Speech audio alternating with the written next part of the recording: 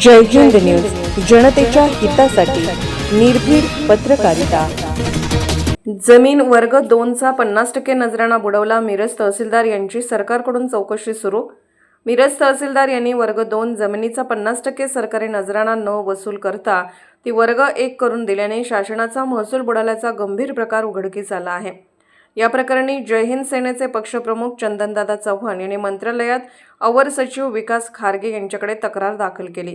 तक्रारीनंतर तात्काळ चौकशीचे आदेश देण्यात आले आहेत। तक्रारीत नमूद केल्याप्रमाणे तहसीलदार, नायब तहसीलदार व क्लार्क यांनी संगणमताने नियम धाब्यावर बसवून वर्ग 2 रिग्रांट जमिनीचे वर्ग 1 मध्ये रूपांतर केले।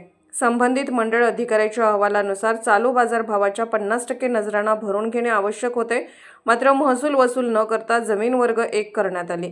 चव्हाण यांनी अशा भ्रष्ट अधिकाऱ्यांची चौकशी करून तात्काळ निलंबनाची मागणी केली आहे। यावेळी मिरज शहर प्रमुख हुसेनभाई शेख आदी उपस्थित होते।